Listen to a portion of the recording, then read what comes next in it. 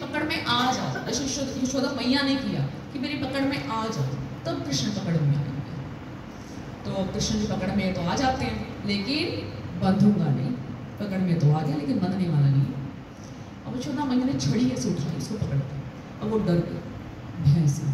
अब जिनके भैंस से सूर्य देव कांपते हैं, वरुण देव कांपते हैं, जिनकी आज्ञा से काल चक्र चलता है, वो यहाँ भयभीत हो रहे हैं इस लीला में, डर रहे हैं यशोदा मैया की छड़ी से। तो यशोदा मैया को लगा कि ना ये अगर इतना डर रहा है ना, कहीं मुझसे मेरे पास आना ना छोड़ दे। माता को थोड़ा होता है कि आना ना छोड़ दे, तो वो छड़ी छोड़ देती है। अब उसे पूछती है डांट के, बता तूने मटकी क्यों फोड़ी, तू मेरे को पहले बताइए। तो कहते हैं रोते रोते हुए, देखते हुए बोलते, मैंने कहाँ मटकी फोड़ी है, आप वो दूध निकल रहा था, आपने तो मुझे उसके चक्कर में नीचे रख दिया, और आपके पैरों में जो चांदी का जो पायल टाइप की कड़ा होता है ना, वो पहना हुआ था, वो जाते हुए भागते हुए उस मटकी में लग गया और मटकी फूट के दही निकल गया। मैं तो बोलता रह गया और आप तो उस चीज़ में लगी हुई थी। तो अच्छा ये बता तूने बंदरों को मक्खन क्यों खिलाया, ये तो बता। कहते वो बंदर तो गेट खुला हुआ था, अंदर घुस के, मैं तो उनको भगाने के लिए गया था कि वो भाग जाए, कभी घर में अंदर ना घुस जाए। ना तो मैंने बंदरों को कुछ बुलाया, ना ही मैंने मटकी फोड़ी, मेरा कोई दोष नहीं है इसमें। तो माता यशोदा हैरान है कि ना ये इतना छोटा सा बालक, इतनी छोटी सी आयु, और उसकी बुद्धि देखो, अपने आप को बचाने के लिए झूठ पे झूठ बोले जा रहे हैं। तो कहती है तेरे बाबा जो है इतने सीधे साधे, तेरा स्वभाव कैसे बन गया ऐसे है? बंदरों का तो बड़ा दोस्त बना फिरता है ना, बंदर तेरे दोस्त हैं, बड़े बंधु हैं तेरे। अब कृष्ण जी सोच रहे हैं ये युक्ति ना काम नहीं कर रही, माता यशोदा ना थोड़ी मेरे से आ नहीं रही है काबू में।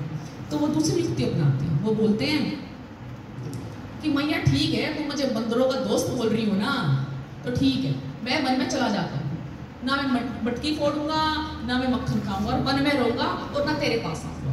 अरे बाप रे बाप, ये बात सुनते ही मैया यशोदा जो है रोने को गई कि ये ऐसे कैसे हो जाएगा, ये घर छोड़ के चला गया। तो सोचने भी लगी, तो माता जो है डर जाती कि ऐसा हो गया। तो अब सोचने की अगर ये इसको दासियाँ जो हैं वो तो अपने काम में लगी हुई हैं, मैं सुबह से इसमें लगी हुई हूँ, अगर ये भाग गया तो इसको ढूंढेगा कौन, तो मैं इसको बांध देती हूँ।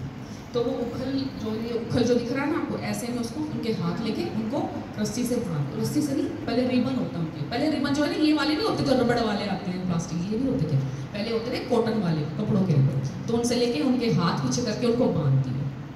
तो बांधती है तो रस्सी छोटी पड़ जाती है, कितनी छोटी पड़ जाती है, 2 उंगल, सिर्फ 2 उंगल का डिफरेंस रह जाता है। अब माता यशोदा व्हाट्सएप करती है सारी गोपियों को, लिया और रस्सियाँ लिया और रस्सियाँ लिया।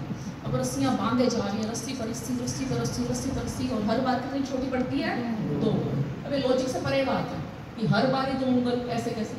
तो अगर लॉजिक से सोचोगे ना, भगवान जी कभी समझ में नहीं आएगा ना, उनकी लीला समझ में आएगी।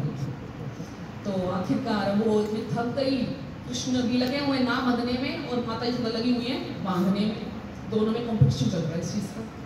तो अब इतनी थक गई होती हैं, इतने पसीने में हो गई होती हैं, तो उनको दया आ गई बड़ी।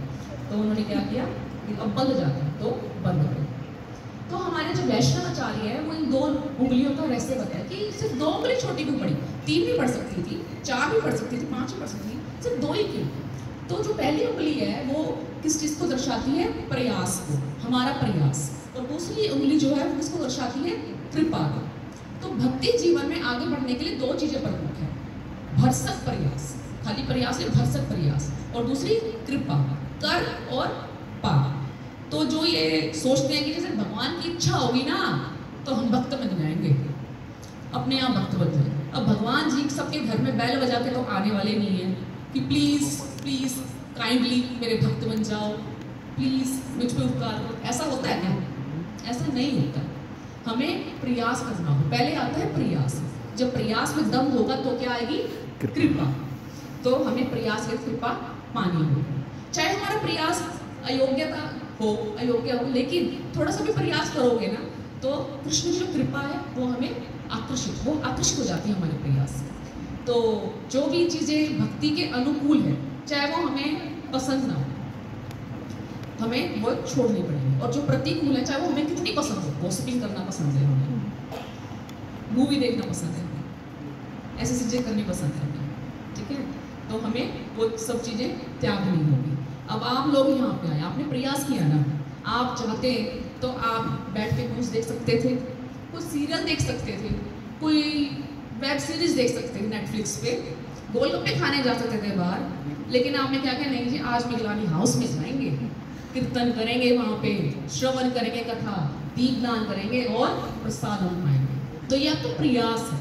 तो जब हम प्रयास करेंगे तभी कृष्ण की भक्ति हमें प्राप्त होगी। जैसे यशोदा मैया ने प्रयास किया तो कृष्ण जी बंध गए। तो ये मैं कथा यही संपन्न करती हूँ, और कोई किसी को कोई बात भी ठेस लगी हो तो मुझे क्षमा कीजिएगा और मुझे आशीर्वाद दीजिएगा कि मैं और अच्छे से प्रयास कर सकूँ जिससे कृष्ण भक्ति मुझे प्राप्त हो। हरे कृष्ण।